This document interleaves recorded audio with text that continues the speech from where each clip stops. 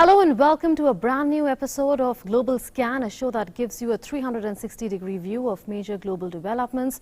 On the show today, Turkey agrees to a ceasefire in northern Syria to let Kurdish-led forces withdraw. The deal comes after US Vice President Mike Pence and Turkey's President Erdogan met for talks in Ankara. Chaotic scenes erupted in Hong Kong's parliament, with lawmakers dragged out by security guards for heckling leader Carrie Lam as they demanded an inquiry into a brutal attack on a prominent human rights activist. Indian-American Abhijit Banerjee, Esther Duflo and Michael Kremer jointly win the 2019 Nobel Prize for Economics, and our special focus, Cinema Scan, where we bring you all the buzz from global cinema. All that and more in Global Scan. I'm Anand Bhattacharya. First up, the headlines. Pakistan escapes blacklist of the global terror watchdog Financial Action Task Force for now, but has been severely indicted for failing to deliver on most of its 27 targets and not putting a stop to terror financing. FATF gives Pakistan time till February 2020 to put its house in order or face blacklisting. European Union leaders unanimously back a new Brexit deal with Britain. Prime Minister Boris Johnson faces another battle to secure UK Parliament's backing for the agreement if he is to take Britain out of Europe on the 31st of October.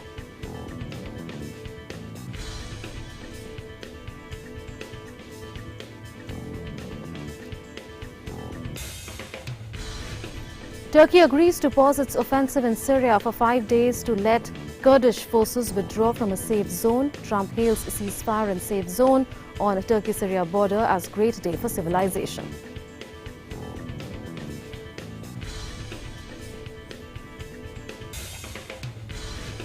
Mexico convulsed by second mass shooting in 2 days. A gunfight between security forces and armed civilians in Mexico's southwestern state of Guerrero claims 15 lives.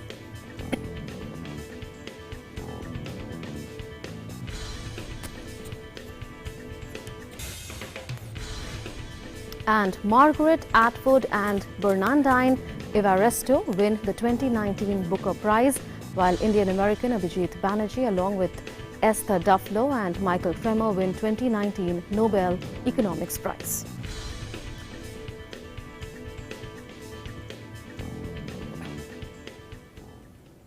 Let's get started with the Financial Action Task Force in Paris and Pakistan's fate following this. The Financial Action Task Force on Friday warned Pakistan to swiftly complete its full action plan by February 2020 or face blacklisting in the next plenary session. There was consensus on retaining Pakistan in grey list based on its poor performance on 27-point action plan, the FATF said. The FATF noted that Pakistan addressed only 5 out of the 27 tasks given to it in controlling funding to terror groups like the Lashkar-e-Taiba and Jaish-e-Mohammed, responsible for series of attacks in India. It was unanimously decided to express serious concern with overall lack of progress in addressing its transnational terror financing risks. Let's understand in detail what FATF is, the various lists of FATF and what the action already taken has meant for Pakistan. So this is the Financial Action Task Force, an intergovernmental body established in 1989. So since 1989, it's been operational. Standards to combat money laundering and terror financing is what the Financial Action Task Force has been setting since then. Prominent role after 9/11, so it came into prominence particularly after the 9/11 terror attacks.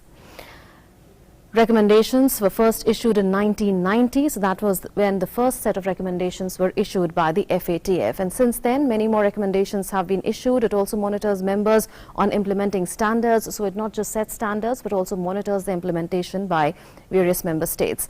Peer reviews or mutual evaluations of member countries, that's how it does the monitoring exercise. And besides that, 39 members are there of the FATF. Which are those 39 members? There are 37 jurisdictions and 2 regional organizations that form the membership of the Financial Action Task Force. What is the FATF blacklist? Well, in 2000, FATF issued list of non-cooperative countries or terrorists. That is the other name for the blacklist. And what happened after that? Iran and North Korea are already on the FATF blacklist, and Pakistan faces the threat of being blacklisted by the FATF, and now it's been grey-listed once again. This is the FATF grey list where Pakistan is. It's a warning to a country prior to blacklisting. So this is a warning prior to blacklisting by the FATF of a country. Economic sanctions from international institutions and countries is what this brings along, and this is what Pakistan is facing currently. There's a problem in getting loans from monetary bodies, various international financial institutions like the IMF, and this is the hard reality facing Pakistan today. Overall reduction in international trade. So international trade of the country that is grey listed reduces as a result of grey listing, and Pakistan is, as we know, in the grey list. And there is also an international boycott. We've increasingly seen how Pakistan has been boycotted internationally.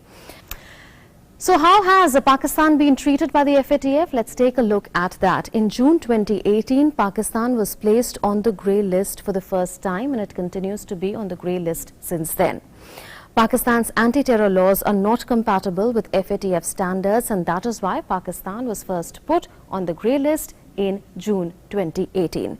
Pakistan detained Azhar and Hafiz Saeed for apprehension of breach of peace, a milder accusation, a milder charge against the two terrorists, and not a stronger accusation or charge that would have come under the Anti-Terrorist Act 1997. So terrorists were not held in Pakistan under this particular act, Anti-Terrorist Act 1997, but under a milder legislation. Besides that, terrorists held under the Maintenance of Public Order Act. So this was the law under which the two terrorists that we named, Hafiz Saeed as well as Maulana Masood Azhar, were held. Well, besides that, the detainee can't be held beyond 60 days under the Maintenance of Public Order Act. So the detainees thus get away comparatively if you compare the treatment that they would have been subjected to under the Anti-Terrorism Act. What Pakistan has not done is that Pakistan has not frozen foreign funds, it has not denied weapons access, and it has not issued a travel ban either, which it should have under the FATF standards. In August 2019, APG, which is the Asia Pacific Group, which is a subgroup of the Financial Action Task Force, put Pakistan on enhanced and expedited follow-up process, which is the other name for the blacklist. So APG had blacklisted Pakistan in August 2019, but not FATF as the whole organization. APG found Pakistan non-compliant on 30 of 40 parameters. So only on 10 parameters was Pakistan compliant. On 30 out of 40 parameters, Pakistan was not compliant as per the report of the Asia Pacific Group, subgroup of the FATF. APG found Pakistan low on 10 of 11 effectiveness parameters. So it actually met the standards only on one effectiveness parameter. It was low on 10 out of 11 effectiveness parameters. So that was the kind of decision that the FATF has taken. Let's now move on to the other developing story. Britain has secured a Brexit deal with the European Union more than 3 years after Britain's voted to leave the bloc. Let's see what the deal is. So here we are talking about the deal that has been reached between the UK and the EU. Here's what the deal is all about. The deal is nearly the same as the one that was agreed by Theresa May, the former Prime Minister of UK, last year. We'll also tell you what has changed. Main change is in Northern Ireland proposals. So the most contentious proposals have seen some change. UK to abide by EU rules until 2020 or even later to allow businesses to adjust. So this is what the deal is all about. There's more to the deal as well. UK has now to pay an estimated divorce bill of £39 billion to the European Union under the deal that has been agreed between the UK and the EU. Also, rights of EU citizens living in the UK and vice versa, that is rights of UK citizens living in the EU too, will be guaranteed. So those are the main aspects of the deal that has been reached between the EU and the UK as of now. Turkey has agreed to a ceasefire in northern Syria to let Kurdish-led forces withdraw. The deal came after US Vice President Mike Pence and Turkey's President Recep Tayyip Erdogan met for talks in Ankara. Explaining the ceasefire agreed between the two sides, Mike Pence said fighting will be paused for 5 days and the US will help facilitate the withdrawal of Kurdish-led troops from what Turkey terms a safe zone on the border. Here's what happened before the deal was struck.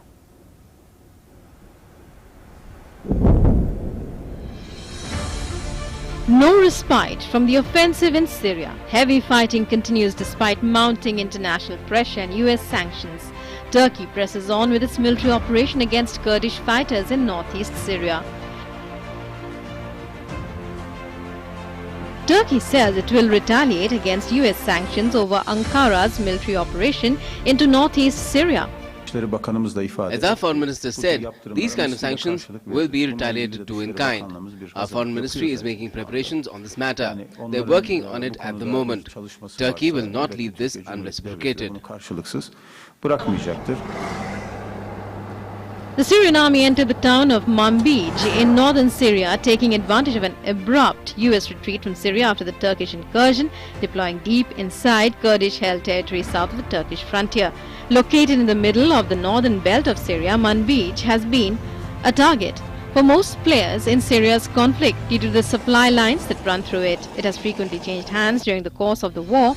After being seized by anti-Assad rebels in 2012, the city was captured by the Islamic State of Iraq and the Levant, ISIL or ISIS, in 2014, who then in turn lost it to the SDF 3 years ago. A local economic hub, Manbij is situated adjacent to the M4 highway, a major commercial route that connects the western port city of Latakia to Aleppo, Raqqa and oil-rich Deir az-Zor in the east. For al-Assad, controlling the highway could help rebuild the country's war-ravaged economy. Meanwhile, Turkish President Erdogan said Turkey's offensive into northeast Syria will end if Kurdish fighters in the region drop their weapons and withdraw from a planned safe zone. President Tayyip Erdogan has also accepted an invitation to hold talks with his Russian counterpart Vladimir Putin over Ankara's military offensive in northeast Syria. The meeting between the two leaders will take place at the Black Sea resort of Sochi on October 22nd. All eyes are now on Turkey's military operation. Who will blink and when remains to be seen. Global Scan Desk, DD India. Pro-democracy lawmakers were dragged out of Hong Kong's legislature by security guards on Thursday after they heckled Chief Executive Carrie Lam for a second day running, the latest outburst of political rancor in the strife-torn city. Carrie Lam has faced an outpouring of anger from her opponents since the legislature opened its doors for a new session on Wednesday. Hong Kong's parliament descended into chaos on Thursday. The lawmakers were dragged out by security guards for heckling leader Carrie Lam as they demanded an inquiry into a brutal attack on a prominent human rights activist ahead of a major rally. Hong Kong's Civil Human Rights Front leader was attacked with hammers and knives on Wednesday night. The attack in Mong Kok was the second such attack on Jimmy Sham, head of the Civil Human Rights Front, since protests escalated. It was the second day of turmoil in the Legislative Council. It was suspended amid chaos over protests. Lam was forced to cut short her annual policy speech on Wednesday due to heckling and broadcast it via video. In a televised policy address, she said moves to threaten the one country, two systems framework will not be tolerated. 發生咗超過400場嘅示威、遊行同埋集會。 I will adhere to the following principles, be it in handling the current major crisis or continuing to discharge our governance responsibilities. First, we will adhere to one country, two systems and safeguard the rights and freedoms protected by the basic law. However, any act that advocates Hong Kong's independence and threatens the country's sovereignty, security and development interests will not be tolerated. 第一，堅守一國兩制。 Meanwhile, the US House of Representatives unanimously passed 3 pieces of legislation supporting the pro-democracy protests that have engulfed Hong Kong for more than 4 months.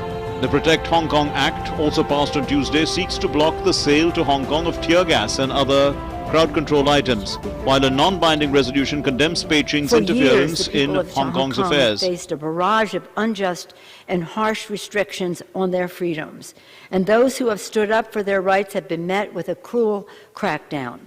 In Congress, Democrats and Republicans in the House and in the Senate stand united with the people of Hong Kong.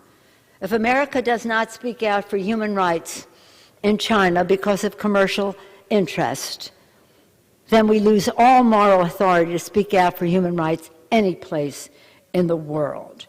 China has warned of countermeasures. The turmoil in the legislature underscores the deepening political rift, with no end in sight to the violent anti-government protests. Global Scan Desk, DD India. A gunfight between security forces and armed civilians in Mexico's southwestern state of Guerrero killed 15 people on Tuesday, the second mass killing to shake the country in 2 days, the authorities have said. A Guerrero State Public Security spokesman said 14 civilians and 1 soldier died in the shootout in the municipality of Tepo Chica near Iguala. defending his security strategy after suspected cartel gunmen killed 13 policemen a day earlier in the neighboring western state of Michoacán. President Andrés Manuel López Obrador blamed past administrations for Mexico's chronic violence. Guerrero and Michoacán are two of Mexico's most violent and lawless states, where rival drug gangs have battled to control smuggling routes to the Pacific and the interior of the country. After a series of protests rocking Ecuador, President Lenin Moreno officially scrapped an IMF-backed decree that slashed fuel subsidies, a key demand of the protesters, hence putting an end to nearly 2 weeks of agitation. Moreno added that a new decree would be issued to ensure that resources go to those who most need it, but did not specify when. In a national address on Monday, President Moreno claimed that calm has returned to the country. Calm has returned quickly to the country. It's been a difficult few days, but we are going to get over it together and decisively. I have signed the repeal of Decree 883, and we are ready to keep up the debate on a new, better decree as we have promised. Dialogue continues with all sectors who have goodwill. Indigenous protesters who had streamed into Quito from Andean and Amazonian provinces to demand Moreno reinstate the fuel subsidies piled into buses that departed the city. The protests had grown increasingly chaotic in recent days after President Lenin Moreno decided to end the decades-old fuel subsidy, which had resulted in a spike in fuel prices. The president had said that the measure was necessary to reduce the country's fiscal deficit after he signed a multi-billion-dollar loan deal with the International Monetary Fund. The death toll in the worst typhoon to hit Japan for decades has risen. Rescuers are slogging through mud and debris in an increasingly grim search for the missing, and thousands of homes have remained without power or water. The parade to celebrate Japanese Emperor Naruhito's formal enthronement will be postponed to the 10th of November as the government copes with the aftermath of Typhoon Hagibis. Japan's Prime Minister Shinzo Abe visited communities on Thursday that were hit by a powerful typhoon. Emperor Naruhito is set to proclaim his enthronement to the world on 22nd October in a centuries-old ceremony attended by some 2,500 people, including heads of state and other dignitaries from nearly 200 countries. Lower House of French Parliament on Tuesday passed the first reading of a bill that would legalize medically assisted procreation, popularly known as IVF, for single women and lesbian couples in the country. The bioethics bill was passed in the lower house with 359 lawmakers in favor, while 114 against. Until now, female homosexual couples and single women in France wishing to bear children have to seek procedures abroad, most commonly in Belgium and Spain, forcing them to spend thousands of euros to take a leave of absence and to see a new set of doctors. While the bill drew a lot of opposition from the Conservatives, lawmakers who say it would bring chaos to society, many are backing the bill. This bill would essentially leave a mark, one that extends access to medically assisted procreation to female homosexual couples and to single women. This measure that has been presented in the program of the President Emmanuel Macron has long been awaited. Despite being passed in the lower house, the bill has divided opinions among the French public, with thousands taking to the streets of France last week. The bill will be moved to the Senate in January and then to France's legal commission before a second and definitive vote in Parliament. Margaret Atwood's The Testaments and Bernardine Evaristo's Girl, Woman, Other jointly won the Booker Prize on Monday in a surprise double award in which the literary prize recognized its oldest and first black woman winners. The judging panel said the authors will split the £50,000 annual prize. The award honors the best novel of the year written in English and published in the UK and Ireland. 79-year-old Atwood previously won the prize in 2000 for The Blind Assassin, and The Testaments, published last month, is the sequel to the Canadian author's best-selling 1985 novel The Handmaid's Tale. Evaristo, the first black woman to win the prize, tells the stories of 12 characters, mainly female and black, aged 19 to 93, living in Britain in Girl, Woman, Other. This is incredible. It is so incredible to share this with Margaret Atwood, who is such a legend and so generous. Thank you so much. Yeah, this is incredible. I suppose a lot of people say this. I never thought it would happen to me, and I will say that I am the first black woman to win this prize. While the prize has been jointly awarded twice previously, the rules changed in 1993, limiting the award to one author. The judges defied those rules, saying they could not agree on a winner between the two books, which were on a short list of 6. Indian-American Abhijit Banerjee, Esther Duflo and Michael Kremer jointly won the 2019 Nobel Prize for Economics for their experimental approach to alleviating global poverty. French-American Duflo becomes only the second woman to win the Economics Prize in its 50-year history, as well as the youngest at 46. She shared the award equally with Indian-born American Banerjee and Kremer, also of the United States. The Royal Swedish Academy of Sciences said their work had shown how poverty could be addressed by breaking it down into smaller and more precise questions in areas such as education and healthcare, and then testing solutions in the field. Indian politicians and academics cheered the Nobel Economics Prize awarded to Abhijit Banerjee. Prime Minister Narendra Modi tweeted saying, "Congratulations to Abhijit Banerjee on being conferred the 2019 Sveriges Riksbank Prize in Economic Sciences in memory of Alfred Nobel. He has made notable contributions in the field of poverty alleviation. I also congratulate Esther Duflo and Michael Kremer for winning the prestigious Nobel." And now a special focus, Cinema Scan, where we bring you all the buzz from global cinema.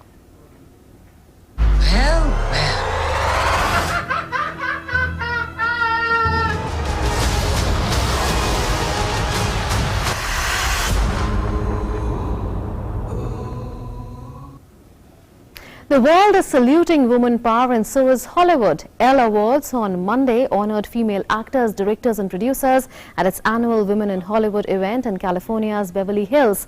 Actors Natalie Portman, Zendaya, Scarlett Johansson, Mindy Kaling, Gwyneth Paltrow and filmmakers Lena Waithe and Milena Matsukas were celebrated at the star-studded ceremony. While Nicole Kidman appreciated the idea of celebrating each other's work, for Scarlett Johansson, it's all about lifting each other up.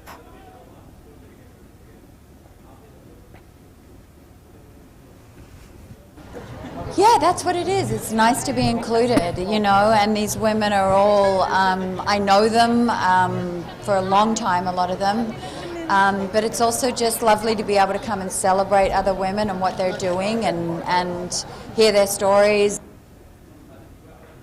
I think what's so touching about this ceremony is that it's women honoring other women. Just to me, that really hit home. You know, I feel like it's our responsibility to lift each other up. Filmmaker Lena Waithe was also awarded at the ceremony. She said that she enjoys being in the business. It's not always easy, but it's a gift. I enjoy being a woman. I enjoy being in this business, and I'm going to continue to shine my light and say what I got to say. 5 years after the first live-action Disney film Maleficent hit the big screen, the sequel, Maleficent, Mistress of Evil, ramps up the engaging narrative spent on the character in 50 years. Joker, starring Joaquin Phoenix and opening in movie theaters worldwide after winning the top prize at Venice Film Festival last month, is the first film where Joker is the lead character, but there is no Batman. Set in 1980s in New York, the Warner Brothers film is a story that depicts a man who becomes Batman's arch nemesis as an isolated, bullied, mentally ill loser who unwittingly inspires a populist rebellion manned by other outcasts adopting red noses and clown masks. Been in theaters for just 2 weeks, Joker has already become the biggest October opening of all time, beating out all the previous records.